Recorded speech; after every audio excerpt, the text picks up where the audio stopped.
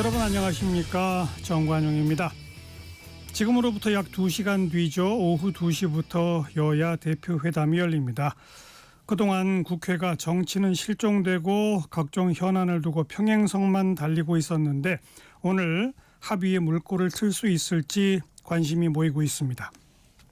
공식 의제로 해병대원 특검법, 금투세, 전국민 25만 원 지원법 등등이 올라갔는데 잠시 후 일부 아무튼 경제 시간에는 의제로 올라간 금투세 관련해서 자세히 살펴보고요.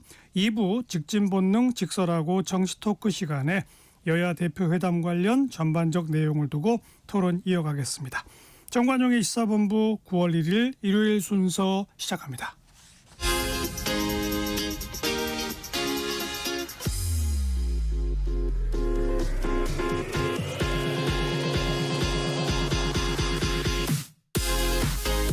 대한민국 시사의 중심 토요일 일요일 낮 12시 10분 KBS 1라디오 정관용의 시사본부. 한 주간 주요 뉴스 생생한 음성 자료와 함께 정리해드리는 곽지연의 주간 뉴스 브리핑입니다. 곽지연 리포터 어서 오세요. 네, 안녕하세요. 올 들어 두 번째로 이 대국민 국정 브리핑과 기자회견을 한 윤석열 대통령, 현재 진행 중인 개혁 작업 후퇴 없이 추진하겠다, 이런 강력한 의지를 피력했죠? 네, 그렇습니다. 지난 6월 초에 국정브리핑 이후 2달여 만에 국민들 앞에 선 윤석열 대통령 연금, 의료, 교육, 노동개혁 그리고 저출생 대응 전략 이렇게 4+1 개혁안을 설명했습니다. 이 개혁에는 저항에 따르지만 쉬운 길을 가지 않겠다면서 임기 내에 개혁을 완수하겠다 이렇게 강조했습니다. 국내 정치 문제에 관련해서는 당정 간에는 문제가 없다. 그러면서 한동훈 국민의힘 대표와의 갈등설을 부인을 했고, 이재명 더불어민주당 대표가 제안한 양자 회담에 대해서는 국회 정상화가 먼저라면서 거부 의사를 밝혔습니다. 지난달 29일 목요일 용산 대통령실에서 진행된 국정 브리핑 현장의 소리를 KBS 9시 뉴스로 들어보시죠. 42분간 이어진 브리핑에서 윤 대통령은 결연한 표정으로 4+1 개혁의 당위성을 강조했습니다. 개혁은 저항을 불러오기 마련이라며 쉬운 길을 가지 않겠다고 말했습니다. 개혁 과정은 험난한 여정이 될 것입니다. 저는 쉬운 길을 가지 않겠습니다. 의료 개혁과 관련해선 의료 공백을 야기한 의대 증원 문제는 이미 마무리됐다며 정원 재논의는 없다고 못 박았습니다. 전공의에 의존한 기존 의료 구조를 개선해 의료 개혁의 본질인 지역 의료 살리기에 집중하겠다고 밝혔습니다. 의료 개혁은 국민의 생명권과 건강권을 지역의 차별 없이 공정하게 보장하기 위한 개혁입니다. 연금 개혁은 청년이 연금을 받을 수 있다는 확신을 갖는 정책안을 실현하겠다고 했습니다. 노인은 가난하고 청년은 믿지 못하는 지금의 연금 제도를 근본적으로 개혁해야 합니다. 윤 대통령은 노동시장을 유연화하면서 근로 여건을 향상시키는 순환 구조를 만들겠다고 했고, 저출생 문제 해결을 위한 인구 전략 기획부 출범에 국회가 적극 협조해달라고 당부했습니다. KBS 뉴스 이승재입니다. 오늘 시작하면서도 말씀드렸지만 국민의힘 한동훈 대표와 더불어민주당 이재명 대표 양자회담 오늘 오후 2시에 국회에서 열리죠? 네, 11년 만에 여야 대표 공식 회담을 앞두고 여야가 줄다리기 끝에 의제 합의했습니다. 저출생 등 국가 발전 의제 그리고 세제 개편을 포함한 민생 문제를 다루기로 했습니다. 이번 여야 회담은 생중계 없이 모두 발언만 공개하고요. 이 두 당의 정책위 의장과 또 대변인이 배석하는 3대3 형식으로 진행될 예정입니다. 네, 의사의 위임하에 간호사가 처치와 시술 같은 일부 의료 행위를 할 수 있도록 허용하는 내용의 간호법 국회를 통과했죠? 네, 지난달 27일 밤 보건복지위원회 소위를 통과한 뒤 다음 날입니다. 상임위와 법사위를 거쳐서 여야 합의로 하루 만에 본회의까지 통과했습니다. 달라진 의료 환경을 반영한 의료개혁 법안 중에 하나인데 그동안 극한 대립만 해왔던 여야가 모처럼 이렇게 토론과 합의를 거쳐서 법안을 통과시킨 겁니다. 전공의 공백이 장기화되면서 이들의 업무를 대신해온 PA 간호사 의료 행위에 법적 근거가 마련됐습니다. 쟁점이었던 PA 간호사 업무 범위는 야당 의견을 반영을 해서 법률에는 명시하지 않고 보건복지부령으로 정하기로 했습니다. 지난달 28일 수요일 KBS 9시 뉴스로 현장의 소리 들어보시죠. 간호법 제정안이 국회 본회의를 통과하는 순간 흰 가운을 입은 간호사들은 눈물을 흘리며 환영했습니다. 전공의 복귀 거부 장기화, 보건의료노조의 파업 예고 등으로 의료 공백 우려가 높아지자 여야는 법안 처리에 극적으로 합의했습니다. 이분들의 버팀과 돌봄으로 인간으로서의 최소한의 존엄성을 지킬 수 있는 환자 여러분을 위한 법안입니다. 간호법은 이들을 보호하여 환자 진료에 전념할 수 있도록 하고 궁극적으로 국민의 생명과 건강을 지키고자 하는 취지입니다. 간호법 골자는 PA 간호사, 즉 진료 지원 간호사를 법제화하는 겁니다. 지금까지는 PA 간호사가 의사처럼 처방을 내리거나 수술 집도를 돕는 의료 행위를 하고 있음에도 이와 관련된 법적 근거가 없었습니다.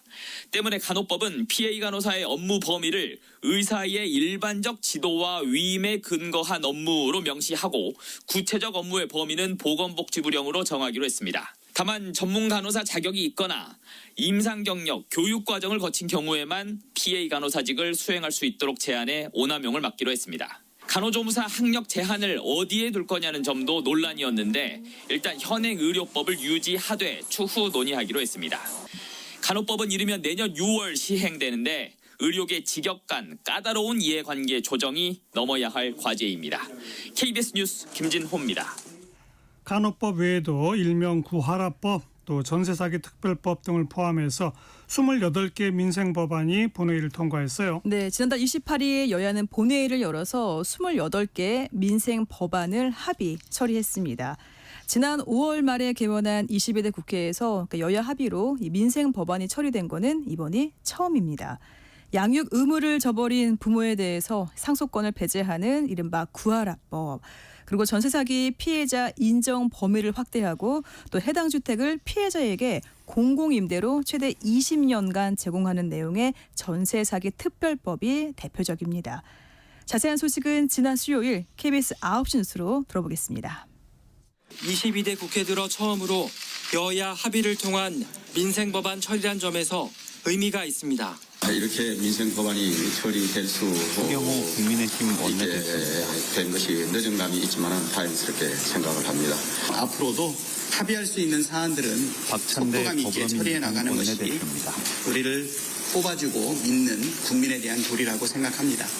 22대 국회는 개원 후 특검과 탄핵, 청문회 등으로 극한 정쟁이 이어졌고 야당의 법안 단독 처리, 대통령 제2요구권 행사, 국회 제표 결과 법안 폐기란 악순환이 반복되었습니다. 성과 없는 쳇바퀴 정국이란 비판과 국민적 피로감이 높아지자 여야가 추석을 앞두고 협치를 선택한 겁니다. 조만간 성사될 여야 대표회담의 성과에 따라 이런 분위기는 추석 연휴까지 이어질 가능성이 큽니다. 하지만 다음 달 시작되는 22대 첫 정기국회에서 해병대원 특검법, 국회 연금개혁 특위 구성 등 전국 주도권을 겨냥한 여야 대치는 재현될 가능성이 큽니다. 다음 달 26일 윤석열 대통령이 제의를 요구한 방송사법 등 6개 법안 재표결 등 쟁점 현안들은 여야가 넘어야 할 과제입니다. KBS 뉴스 김민철입니다. 이번 여름은 유난히 덥고 깁니다. 아직도 더운데요. 그런데 앞으로 7, 80년 후에는 한반도의 1년 중 절반이 여름이 될 거다. 이런 예측까지 나왔네요. 네, 지난 100년 사이에 한반도 기온 1.6도 올랐습니다. 그러면서 말씀하신 것처럼 여름은 더 길어지고 더 더워졌고요. 그러니까 이제는 이 뚜렷한 봄, 여름, 가을, 겨울 4계절을 한반도의 기후 특징이라고 말하기 어렵게 됐습니다. 사과, 감귤, 또 배 같은 이런 주요 과일의 재배지가 계속 북상하고 있고 이 수온 상승으로 한반도 주변 바다에 사는 어족 자원의 종류는 과거와는 아주 확연히 달라졌습니다. 기온이 오르면서 예전에는 비닐하우스에서만 재배했었던 아열대 작물을 이제는 일반 노지에서 키우고 있습니다. 지난달 26일 월요일 KBS 9시 뉴스에서 전한 한반도의 기후 변화 소식 들어보실 텐데요. 이 보도 내용 안에 울산과학기술원 이명인 폭염연구센터장입니다. 서울과 부산 등 전국 6곳에서 기상 관측을 시작한 1912년부터 약 30년간 우리나라의 연평균 기온은 12.1도였습니다. 하지만 최근 30년 사이는 13.7도로 1.6도나 올랐습니다. 여름 역시 눈에 띄게 길어졌습니다. 기상학적으로 여름은 일 평균 기온이 20도 이상으로 올라가 떨어지지 않을 때를 뜻합니다. 과거엔 6월 11일에 여름이 시작해 9월 16일 끝났습니다. 최근엔 여름의 시작은 5월 말로 열흘 넘게 앞당겨졌고 9월 말이나 돼야 여름이 끝납니다. 100년 사이 여름이 20일 길어져 1년 중 넉 달 가까이가 여름이 된 겁니다. 같은 기간 열대야 일수도 3배 이상 늘어났습니다. 탄소 배출에 따른 지구 온난화가 가장 큰 원인입니다. 문제는 이런 추세가 가속화되고 있다는 겁니다. 탄소 배출이 현재 수준으로 지속된다면 20년 안에 수도권의 폭염 일수는 지금보다 열흘 이상, 열대야도 보름 가까이 더 늘어날 것으로 기상청은 내다보고 있습니다. 이번 세기 말엔 여름이 최대 6개월까지 늘어날 수 있다는 경고도 나옵니다. 전 지구촌의 지금 문제이기도 하고요. 일찍 어떤 위기 관리를 할수록 저희가 대응할 수 있는 부분이 많아지기 때문에 적극적인 위기 관리를 좀 해야 됩니다. 전문가들은 올해 폭염이 기후변화의 심각성을 단적으로 보여준다고 입을 모읍니다. KBS 뉴스 신방실입니다. 네, 주간 뉴스 브리핑이었어요. 곽지연 리포터 수고하셨습니다. 네, 고맙습니다. 정관용의 시사본부 듣고 계십니다. 12시 22분 지났습니다. 기상청 교통정보센터 차례로 연결합니다. 기상청의 송소진 씨. 9월이 시작됐지만 아직 덥습니다. 오늘 예상 낮 최고 기온이 서울과 제주 31도, 대전, 광주 32도, 부산, 강릉 33도, 대구 34도 등으로 서울 등 일부 지역은 어제보다 기온이 조금 낮겠지만 동쪽 지역을 중심으로 33도 안팎의 폭염이 이어지겠습니다. 오늘 전국에 가끔 구름이 많이 끼겠고요. 오후부터 중부 일부 지역에는 빗방울이 떨어지는 곳이 있겠습니다. 월요일인 내일은 중부지방과 남부 해안 지역에 가끔 비가 오겠고 내일은 낮 기온이 서울 28도, 대구 32도 등으로 오늘보다 조금 더 낮아질 전망입니다. 아직 남아있는 폭염특보도 점차 해제가 되겠지만 당분간은 낮 기온이 30도를 웃돌며 평년보다 조금 높을 것으로 예상됩니다. 현재 서울의 기온은 29.9도입니다. 날씨 정보였습니다. 이어서 이 시각 교통 상황을 KBS 교통정보센터 서희영 씨가 전해드립니다. 네, 이번 주말 추석 전 벌초 차량들이 많습니다. 휴일인 오늘은 정오가 지나자 고속도로 상행선 정체 부쩍 늘었는데요. 먼저 서울 양양고속도로 서울 방향 양양 분기점에 교통량 몰려 있고요. 춘천 분기점에도 교통량이 많은데 1차로에 있던 추돌 사고 여파가 남아 있습니다. 경기권에서는 설악과 서종 또 남양주 요금소부터 쭉 밀립니다. 영동고속도로 인천 쪽 진부에서 정체 시작되는데요. 아직은 동군포까지 구간 짧게 속도가 더디고요. 중부 내륙고속도로 양평 쪽 문경세제 나들목에서 연풍 나들목까지 꽉 막힌 정체 보이는데 그 사이 문경 2터널에 발생한 추돌 사고의 여파를 받습니다. 이후 북충주에서 충주 분기점까지 정체고요. 감곡에서도 5km 밀립니다. 서해안고속도로 서울 쪽 당진에서 서해대교까지 20km 쭉 정체고요. 이후 화성휴게소와 용담터널에서 속도 주춤합니다. 경부고속도로 서울 방향은 신탄진에서 주감휴게소까지 정체, 또 옥산에서 남사 사이 총 20km 넘게 막히는데요. 그 사이 남사진이 부근 5차로에 있는 화물차가 고장으로 서 있습니다. KBS 교통정보센터였습니다.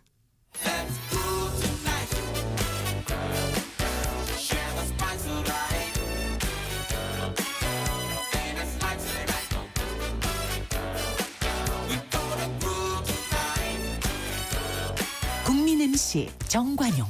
KBS 1라디오 정관용의 시사본부. 들어보면 달라요. 남북의 창 시간입니다. 통일연구원의 조한범 석좌연구위원, 안녕하세요. 안녕하세요. 북한이 북한 잠수함 13척 또 해군 함정 180여 척의 정보를 국제 해사기구 선박 시스템에 등록했다가 금방 삭제하는 이런 일이 있었어요. 예, 좀 다소 좀 황당하네요. 그러니까요. 왜 그러냐면 원래 이제 국제해사기구 IMO는 모든 선박의 안전 운항이나 해사를 관리하니까 거의 뭐 국제 모든 국가가 가입이 돼 있어요. 예. 따라서 이제 선박은 원칙적으로 등록을 하는 게 이제 기본적인 원칙인데, 근데 잠수함은 이게 아주 은밀하거든요. 그러니까요. 근데 이제 경과를 보면 27일 날 북한 잠수함이 한 70여 척 되는데요. 그 중에 전체는 일부예요. 13척을 이제 등록을 했고, 그리고 이 사실이 이제 보도가 되니까 28일 날 삭제를 했고, 그리고 나머지 이제 일반 군함도 29일 날은 모두 삭제하는 이런 일이 좀 벌어졌거든요. 예.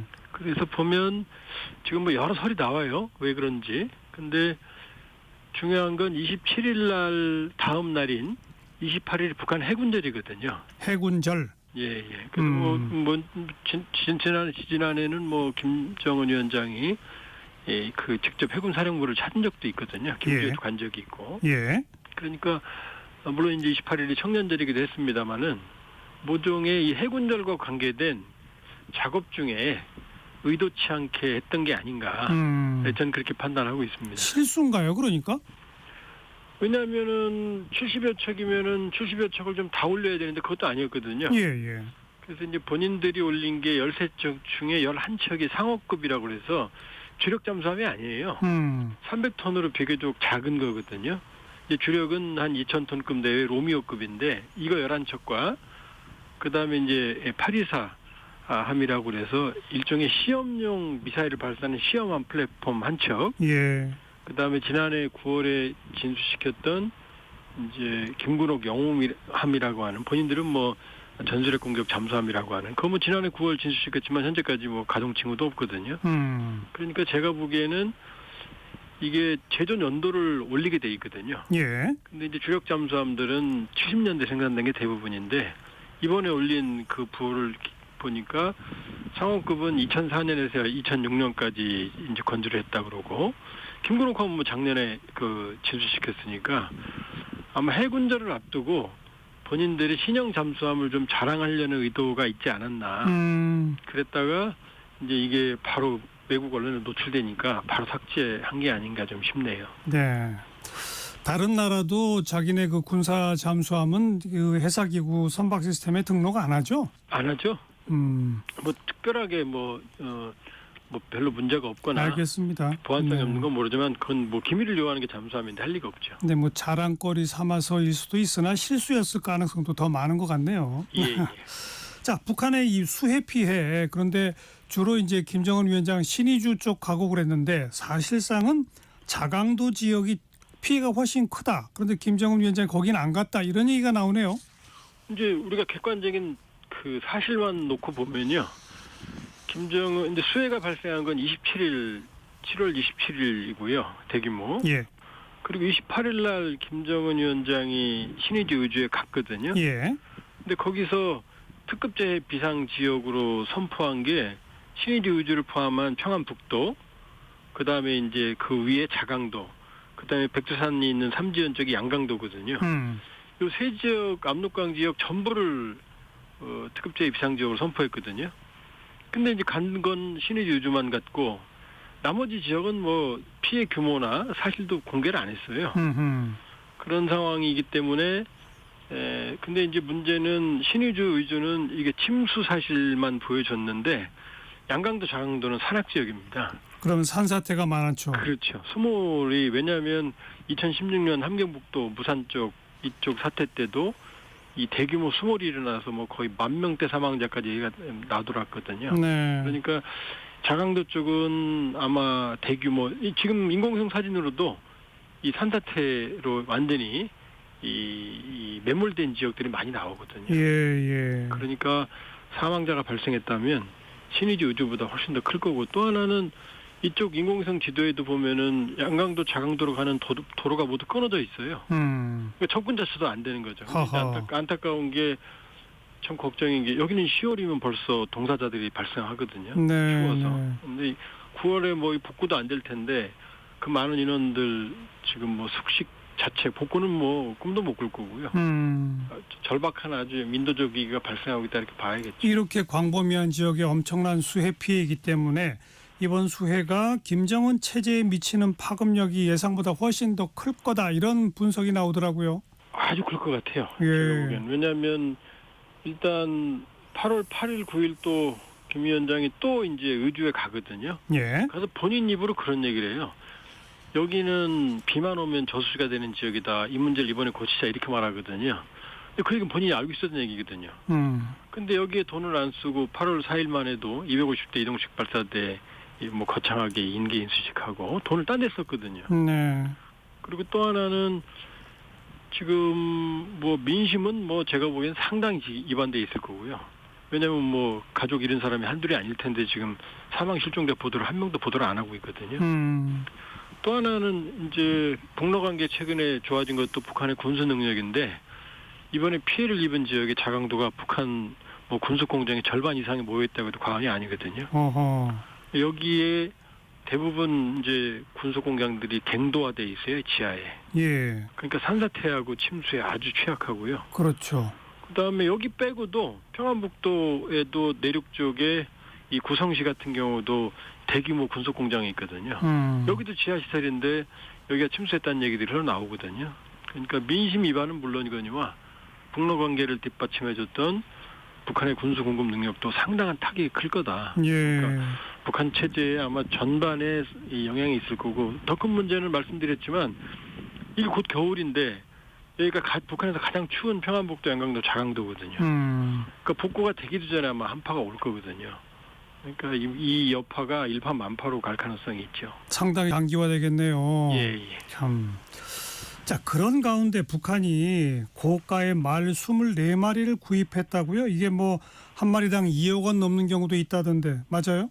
예, 뭐 그게 무슨 축산용 말이 아니고 이제 승마용이거든요. 예. 아마 종마에 가까운 말들일 건데, 근데 일부 언론에서는 뭐 이런 가운데 들여왔다 왜 이 시점이냐 그러는데 제가 보기에는 원래 매번 하던 게 이번에 들킨 거다 이렇게 봐야 되고요.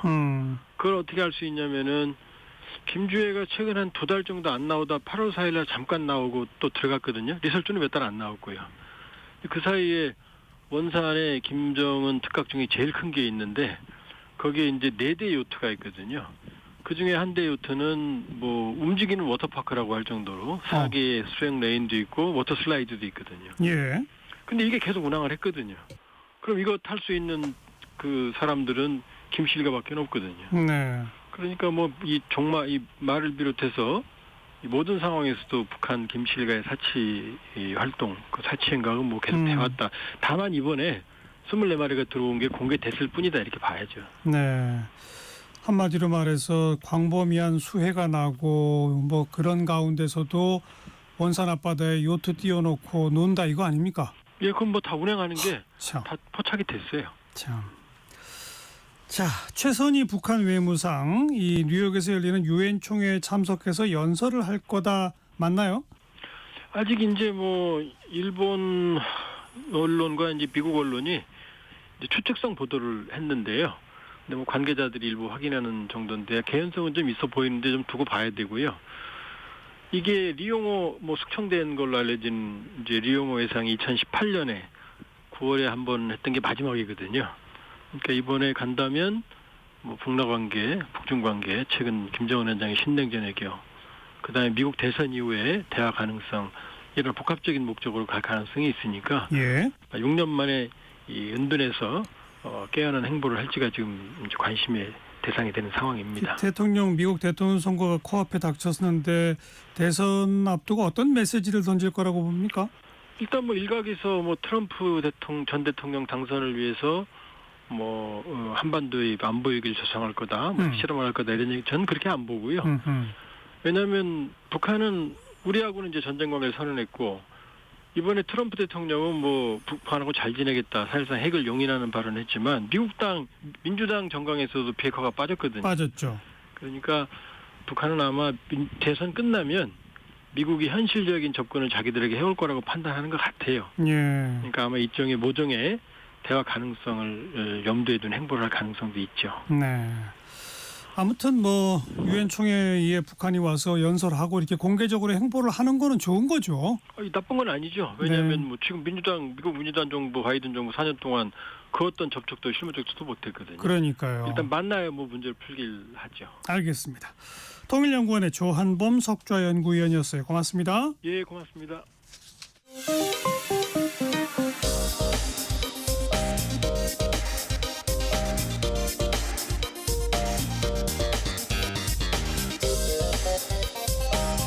팩트체크 진짜 뉴스 정관용의 시사본부 KBS 1라디오 들어보면 압니다. 금융투자소득세 이게 이제 내년 시행 예정인데 좀 유예되다가 그런데 이걸 더 유예하자 아예 폐지하자 논란이 많죠. 또 잠시 후 여야 대표회담에서도 의제가 될 것으로 지금 보입니다. 이거 어떻게 봐야 할지 아무튼 경제 시간 김원장 전 KBS 기자와 따져보겠습니다. 오늘 전화로 연결돼 있어요. 안녕하세요. 안녕하세요. 네, 금융투자소득세가 뭐죠? 우리가 이제 주식으로 돈 벌면 원칙적으로는 세금을 내지 않습니다. 지금까지 안 냈죠? 그렇습니다. 대주주만 10억 이상 주식 갖고 있으면 이제 대주주만 주식 팔아서 돈이 남으면 이제 양도소득세를 냅니다.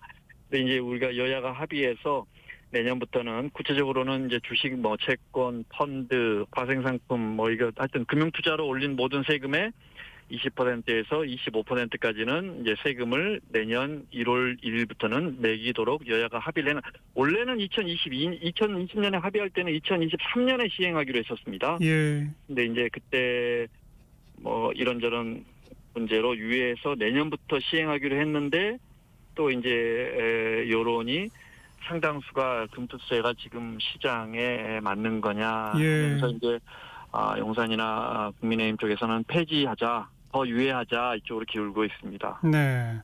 그런데 이게 기본 공제가 5천만 원이죠? 네, 그렇습니다. 그러니까 주식 매매해서 번 돈이 5천만 원을 넘어갈 경우에만 그것도 5천만 원 빼고 나머지에 대해서만 세금 내는 거 아니잖아요. 그렇습니다. 1년간 뭐 주식으로 6천만 원 버는 게 쉬운 건 아니죠. 예를 들어 6천만 원 벌었다면 5천만 원 공제하고 남은 1,000만 원에 대해서 과세를 하는 겁니다. 그리고 이제 손익통산이라 그래서 1년간 번 돈과 이룬 돈을 합쳐서 예. 올해 내가 A 주식으로 1억 원을 번다. 근데 어디 또 ELS가 손실이 나서 4천만 원을 잃었다 그러면 플러스 마이너스해서 6천만 원이니까 이 6천만 원에 대해서 이제 5천만 원 공제하고 1,000만 원에 대해서 20% 과세합니다. 그러니까 손과 이익을 통 합쳐서 계산한다. 손익통산이라고 합니다. 이 결손금 2월을 5년까지도 할 수 있습니다. 이걸 그러니까 내가 만약에 2026년쯤에 이 주식을 팔아서 한 1억 남길 것 같은데 올해 이상하게 다른데 채권 투자해 놓은 게 이게 한 4천만 원 손실을 봤다 그러면 요 손실을 2026년에 한꺼번에 퉁쳐서 할 수 있습니다. 예. 이제 과세 이연이라 그래서 요거까지 하게 되니까 잘 운영하면 또 세금을 빠져나갈 수 있습니다. 그렇죠. 좌우간 주식이나 뭐 이런 걸로 5천만 원 이상 벌어야만 어쨌든 대상이 되는데 이 세금의 대상이 되는 사람은 몇 명이나 될까요? 그러니까 이게 해봐야 할 텐데 한 해 한 5% 정도 수익이 난다고 가정을 하면 10억 그렇죠? 10억이면 5천만 원 아닙니까? 5천만 원 정도. 5천만 원 이상이어야 하지만 그러니까 한 20억 정도는 최소 갖고 있어야 그러니까 주식에 들어가 있어야 이 대상이 되는데 말씀드린 것처럼 10억 이상 대주주는 이미 주식 양도세를 내고 있고 개인 투자자 중에 20억, 한 30억 정도 굴리는 사람들 대략 우리 주식 투자자가 한 14만 몇 명에서 1% 정도 된답니다. 1,400만에 1% 잡으면 한 14만 몇 명, 한 15만 명으로 추산하고 있더군요. 여기저기서. 근데 여기 잠깐 이제 참고할 건 1%니까 얼마 안 되겠구나 싶은데 1%가 운용하는 주식 투자 액수는 전체 주식 투자액의 49%입니다. 그러니까 이제 워낙 돈을 많이 굴리는 분들이 주식시장에 많이 넣어놓고 있기 때문에 그래서 사실 액수로 치면 결코 적은 돈은 아닐 겁니다. 제일 우려하시는 분들은 이 사람들이 이거 이제 세금 내기 싫어서 주식을 우르르 팔면 주식이 무너질 거 아니냐 이런 걱정인 거죠. 그러니까 지금 뭐 1,400만 주식 투자자가 반대한다 뭐 이런 플랜카드가 붙은 게 그 사람들이 세금 대상이 되어서가 아니라 돈 많은 사람들이 주식시장에서 떠나면 자기가 갖고 있는 주식이 값이 떨어질까 봐 우려한다 이런 얘기 아닌가요? 그건 뭐 누구나 우려할 수 있는 거 아닙니까? 그죠? 어떻게나 또 우리나라 증시는 그 선진국 증시가 오를 때 안 오르고 내릴 때는 더 많이 내리고 이러니까 이런 걸로도 또 혹시 내리는 거 아니냐 이런 시장 불안이 있는데 예. 증시라는 게 사실 뭐 그게 썩 논리적인 걱정은 아닌 것 같지만 증시라는 게 심리라 모두가 다 불안하면 또 시행하면 또 떨어질 수도 있고 근데 이제 기본적으로 이 정도 10억 20억 하시는 분들은 법인을 운영하시면 되니 법인은 어차피 양도소득세로 뭐 번 거 다 합쳐갖고 법인세로 내니까. 예. 그러니까 뭐 법인으로 운영하면 뭐 이 세금을 또 피할 수 있고 물론 그때는 이제 법인세를 내야 하지만요. 네. 오히려 이런 것도 한번 생각해봐야 합니다. 금투세를 도입하면 내가 번 주식 수익이 얼마인지 정부가 이제 국세청이 이제 전산으로 들어간다. 정부가 이제 계산하기 시작한다는 걸 의미합니다. 무슨 말이냐면. 예. 내가 주식으로 300만 원을 벌었다면 그게 금투세 대상하고는 거리가 멀지만 정부가 이 이익을 집계하게 되고 그 수익이 내 종합소득세에 합쳐지니까 소득이 생기면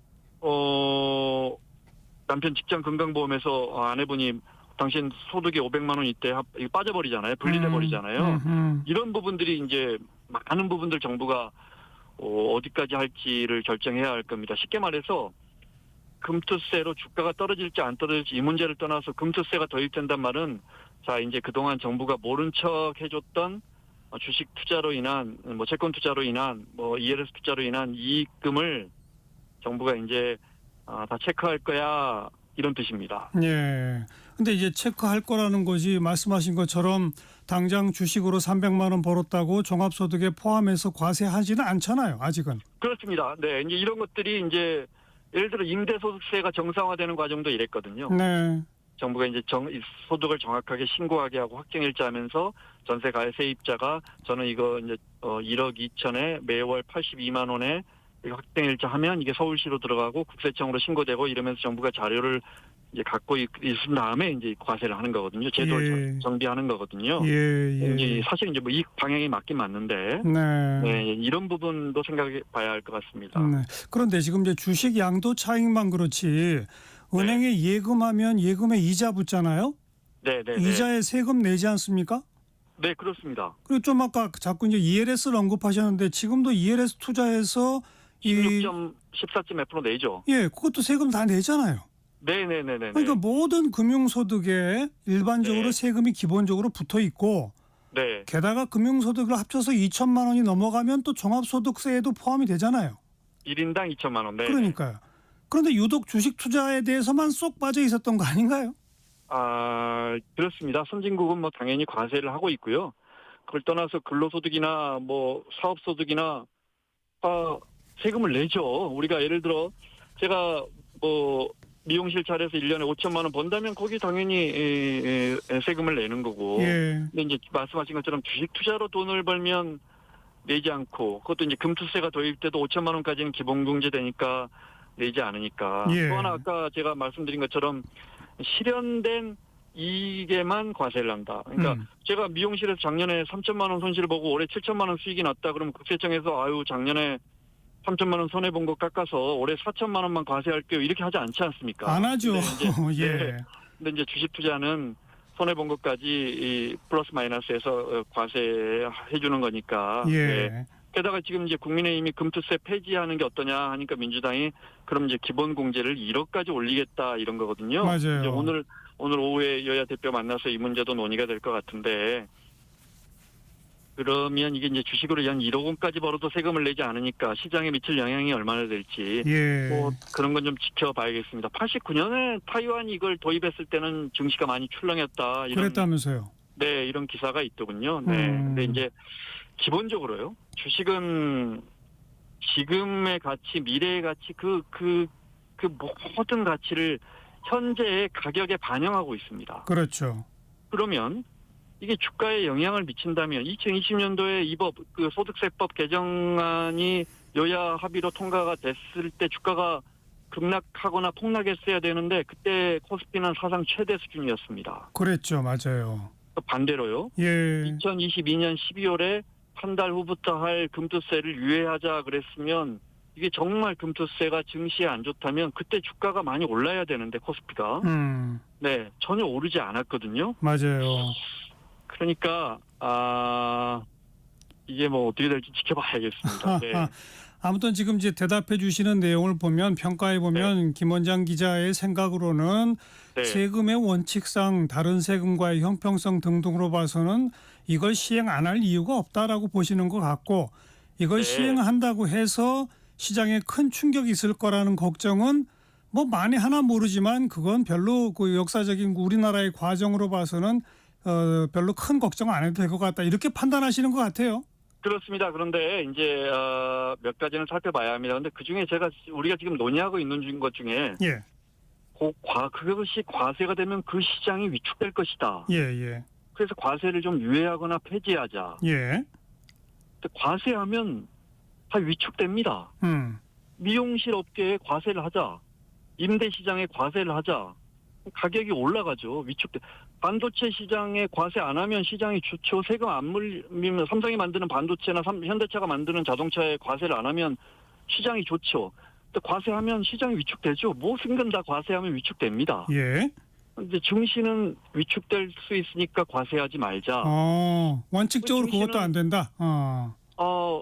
글쎄 이게 뭐 청취자분들 생각 어떨지 모르겠습니다. 네. 증시는 또 워낙 예민한 부분이고 우리 국민들의 돈이 많이 잠겨 있으니까 우리가 더 조심스럽게 접근해야 할 부분이 있는데요. 네. 저는 오히려 이것보다는 우리 증시의 어떤 이 구조, 그때 말씀드린 후진적인 구조, 왜 선진국보다 못 올라가는 이런 부분을 먼저 고쳐야 되는 게 아닌가. 그렇죠. 우리 증시의 그 선진국보다 못 올라가는 기본 구조가 이 재벌 체제, 지배 구조의 문제라고 하셨었죠?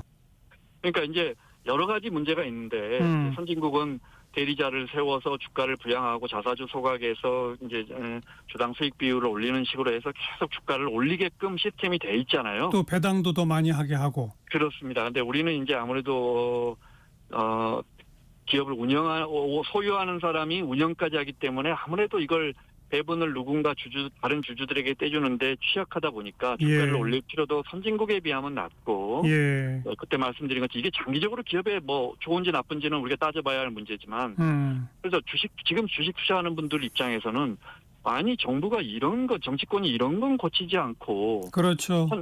이런 건 선진국보다 훨씬 못하는데 이런 부분은 고치지 않고 선진국이 증시 주식 팔아서 돈 벌면 과세하니까 우리도 과세할게요 한다고 하면 주식 투자하는 분들 입장에서 이런 부분은 억울할 것 같습니다. 네, 자사주 매입 소각하게 하고 배당 더 늘리게 하고 또 소유와 어떤 그 지배 그 경영의 분리를 좀 촉진하고 이러면 우리 증시는 전반적으로 더 지금보다 훨씬 더 밸류업 될 가능성이 큰 거 아닙니까?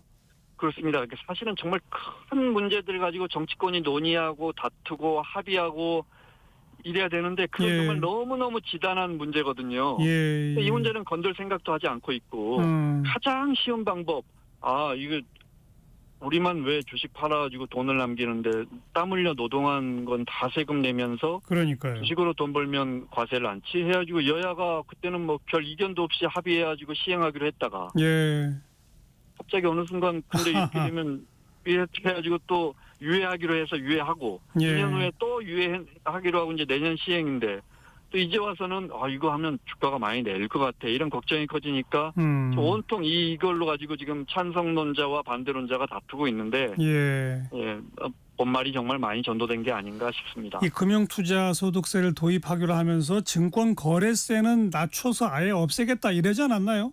네, 그래서 지금 이미 단계적으로 낮추고 있을 겁니다. 0.3%씩 해서 이게 1년에 조 단위로 들어오는 수입입니다. 이게 근데 이거 이제 주식으로 번 돈에 과세하니까 주식 사고 팔면서 내는 세금은 단기적으로는 없애자 해서 일단 0.15%까지 단계적으로 낮추기로 해서 낮추고 있습니다. 예. 이건 그렇다고 해서 돌릴 건 아닌 것 같아요. 제가 말씀드린 것처럼 거래에 붙는 세금 나쁜 세금입니다. 나쁘죠. 거래를 자꾸 왜곡시킵니다. 대신에 이런 세금은 덜 걷거나 없애고 그걸로 돈을 번 사람에게 정당하게 과세하려고 우리가 이 제도를 도입한 건데 예. 이 제도 도입은 늦어지면서 거래세 줄이는 것만 지금 로드맵에 맞춰서 지금 줄어들고 있는 그런 상황입니다. 예.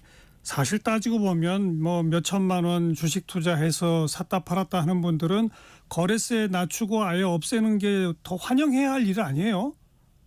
그렇습니다. 주식을 이제 뭐 제일 많이 나오는 이야기인데 주식으로 우리가 한 해에 5천만 원 이상을 번다는 건 사실은 보통 사람들의 이야기는 아니죠. 근데 이분들이 걱정하시는 건 이제 돈 있는 분들이 팔고 나갈까 봐 팔고 나가면 주가는 떨어지는 거니까 이 부분을 걱정하시는 것 같아요. 네. 그런데 아무튼 지난 과정을 돌이켜봐도 그 돈 있는 분들이 뭐 대거 팔고 나가서 폭락할 우려는 별로 없다.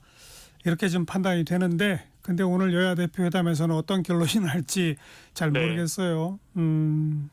지금까지 미국 같은 나라는 다 아시는 것처럼 다 과세를 하고 있고 그렇죠. 워런 버핏 같은 거대한 부자들 과거에 기억하십니까? 그 뉴욕타임즈인가 어디 광고에서 내가 자본소득으로 내는 세율이 우리 직원들의 근로소득 세율보다 낮더라. 예, 맞아요. 그래서 나같이 돈으로 돈 버는 사람들 세율을 올려달라. 맞아요. 거대하게 광고한 적도 있었죠. 네. 그런데 우리는 좀 이상하게 논점이 항상 빗나가 있어요. 참. 네.